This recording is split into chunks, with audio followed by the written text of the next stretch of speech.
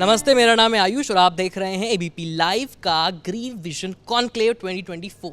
और इस साल हमारा गोल है सस्टेनेबल डेवलपमेंट। तो इसके लिए मैम आप हमारे साथ मौजूद हैं। आप इतने अच्छे स्कूल का चला रही हैं, सेंट मार्क्स को, प्रिंसिपल हैं, नेशनल अवार्ड विनर हैं आप प्रेसिडेंट से। तो आप ये बताइए कि हम इस गोल को कैसे अचीव कर पाएँ अपने स्टूडेंट्स को सिखा करके, ताकि वो इन फ्यूचर जो है इस मैसेज को पॉपुलेशन में जो है स्प्रेड करें। देखिए, जो स्टूडेंट्स हैं ना, सबसे बड़ी स्ट्रेंथ किसी देश की उनके बच्चे हैं, स्टूडेंट्स हैं। तो as a school, as a teacher हमारी रिस्पॉन्सिबिलिटी मल्टी फोल्ड है।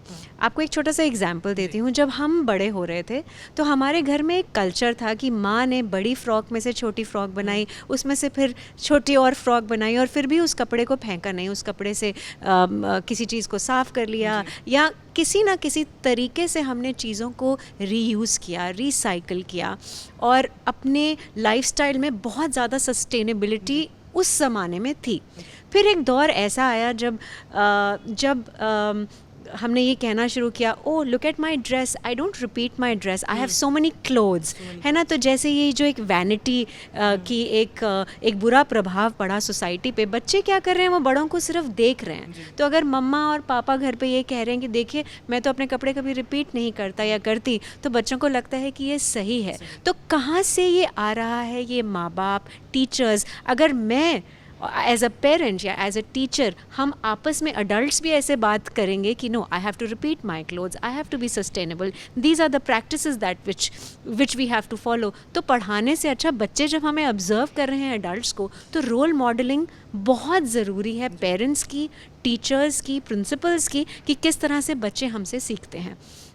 दूसरी बात यह है, जैसे फिर आप याद कीजिए, आज से बहुत साल पहले रद्दी वाले की कितनी इंपॉर्टेंस थी, रद्दी वाले भैया की कितनी इंपॉर्टेंस थी। एवरी संडे जो है, जी बिल्कुल, अखबारें या थैली, दूध की थैली, हर चीज़ को किस तरह से सलीके से देना है, बोतलों को देना है, किस तरह से वेस्ट सेग्रीगेशन आज से 30 साल पहले, 40 साल पहले भी बहुत अच्छे से हो रहा था। लेकिन कहीं ना कहीं जाकर मुझे लगता है अब वो प्रैक्टिसेस कितनी ज़्यादा ठीक से नहीं हो पा रही हैं। इसके लिए हम छोटा सा एक एग्जाम्पल आपको देना चाहूँगी। जैसे दूध की थैली आती है घर में, तो दूध की थैली को जब हम साइड से काट देते हैं, तो वो छोटा सा टुकड़ा अगर हम डस्टबिन में फेंक देते हैं तो वो रिसाइकल नहीं हो सकता। तो ये जो व्यूअर्स देख रहे हैं या जो बच्चे सुन रहे हैं, दूध की थैली को हमने ऊपर से स्लिट किया, काटा, उसका कोना नहीं काटा, ठीक है। उसके बाद हमने दूध को उबाला और उस दूध की थैली को धोया, सुखाया, और फिर हमने उसे वेस्ट डिस्पोजल किया, रद्दी वाले भैया को दिया, या कहीं पर भी ऐसी जगह उसका डिस्पोजल हुआ जहाँ पर उसे रिसाइकल कर सकते हैं। तो ऐसी चीज़ें जब हम अपने जीवन में लेकर आते हैं, जैसे कि हम आपसे डिस्कस कर रहे थे कि जब हम शॉपिंग करने जा रहे हैं तो अपना थैला खुद लेके जा रहे हैं, जूट बैग्स यूज़ कर रहे हैं, और प्लास्टिक को किस तरह से हमने कहा है कि अरे प्लास्टिक मत यूज़ कीजिए, ऐसा नहीं है। Plastic is a miracle product. आप देखिए, जो सिरिंज होता है वो भी प्लास्टिक का है, जहाँ से ग्लूकोज चढ़ रहा है किसी पेशेंट को, वो भी आप प्लास्टिक के बिना आप नहीं रह सकते। फूड पैकेजिंग में रेवोल्यूशन आया है एब्सोल्युटली, लेकिन प्लास्टिक का डिस्पोजल सही तरह से हो, ये बहुत इंपॉर्टेंट है। और क्या वो प्लास्टिक जो आप घर पे इस्तेमाल कर रहे हैं, अगर वो रिसाइक्लेबल है तो so good, you are not using anything toxic और anything which is bad for the environment. फिर उसके बाद प्रैक्टिसेस में बच्चों के साथ, जैसे हम अपने स्कूल में प्रोजेक्ट ग्रीन फिंगर्स चलाते हैं, जिसका मतलब ये है कि बच्चा अपने घर पे अपनी सब्जियां खुद उगाएगा।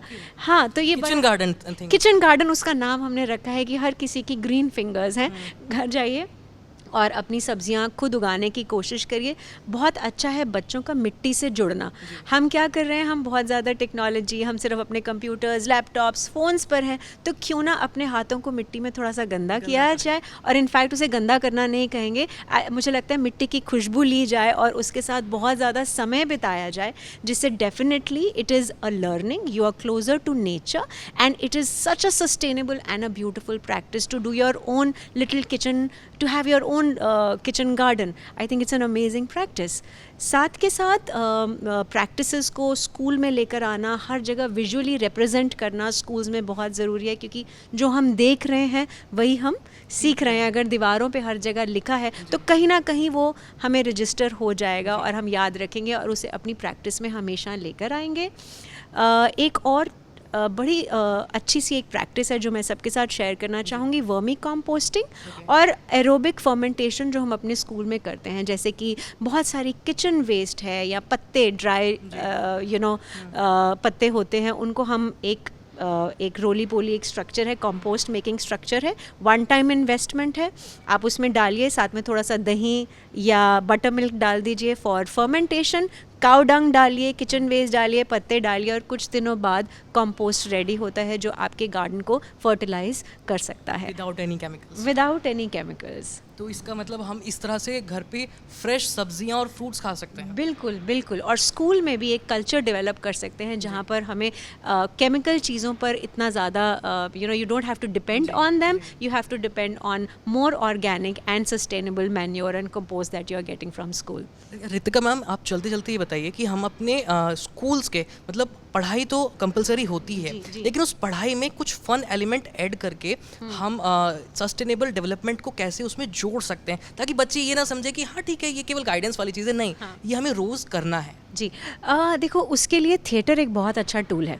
जब हमारे बच्चे खुद ही स्क्रिप्ट्स लिखते हैं, खुद ही आप उन्हें एक एनवायरनमेंट दीजिए जहाँ उन्हें खुद ही सोचना है, खुद ही लिखना है और खुद ही परफॉर्म करना है। और जैसा कि जब हम अभी पैनल में भी यही बात कर रहे थे कि जब वो परफॉर्म कर रहे हैं तो उन्हें कुछ नए कपड़े या गहने नहीं खरीदने हैं, अपने घर के कुर्तों में या जो भी उनकी एक यूनिफॉर्म ड्रेस है वो परफॉर्म कर रहे हैं बच्चों के लिए ही। स्टूडेंट्स परफॉर्मिंग फॉर चिल्ड्रन, जो उसका इम्पैक्ट है मुझे लगता है वो बहुत फार रीचिंग है। क्योंकि जब आप बैठकर अपने थॉट्स को लिखते हैं ना, अगर मैंने आपको एक चैलेंज दिया कि भाई पानी, आप वाटर ऑडिट करना है, किस तरह से वाटर ऑडिट करेंगे और उसकी क्या इंपॉर्टेंस है स्कूल के लिए, सोसाइटी के लिए, इस पर आप एक प्ले लिखिए।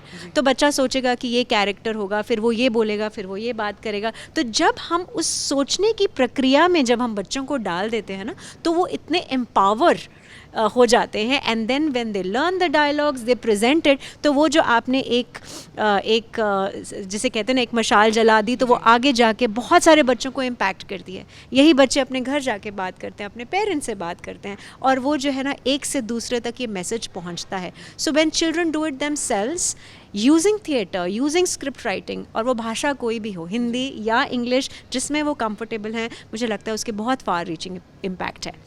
आई होप कि जो मैम ने बताया, रितिका आनंद मैम ने जो बताया, वो हम खास करके दिल्ली वालों को और एनसीआर वालों को तो बिल्कुल अप्लाई करना चाहिए। क्योंकि अभी समय है, हम पोल्यूशन देख ही रहे हैं, ठीक से हम देख नहीं पाते हैं, सांस लेने में दिक्कत होती है। तो ऐसे समय में किचन गार्डन का इस्तेमाल करना, पोल्यूशन को थोड़ा कम करने की कोशिश करना, ग्रीन हैबिट्स को अपनाना, इन सब चीज़ों को अपनाने की बहुत ज़रूरत है। क्योंकि एक्शन लेने का टाइम अब है, अब केवल डिस्कशन पे बात नहीं रुकने वाली है। आई होप ये जो आपने मैसेज दिया है वो हमारे दर्शक समझ गए होंगे। चलते चलते कुछ टिप्स। रिसाइकल, रिड्यूस, रीयूज़, और हमेशा एनवायरनमेंट सस्टेनेबिलिटी के बारे में बात करिए। और ये जो मैसेज है ये बच्चों के लिए नहीं, अडल्ट्स के लिए है। आप सस्टेनेबल लाइफस्टाइल अपनाइए, बच्चे अपने आप अपना लेंगे। It's responsibility of parents, every citizen, teachers to have a sustainable lifestyle. Children will learn, everything will fall into place as it is. Thank you so much ma'am, आपने इतनी वंडरफुल चीज़ें हमारे साथ शेयर की। आई होप हमारे viewers इस बात को समझ गए होंगे। Thank you so much.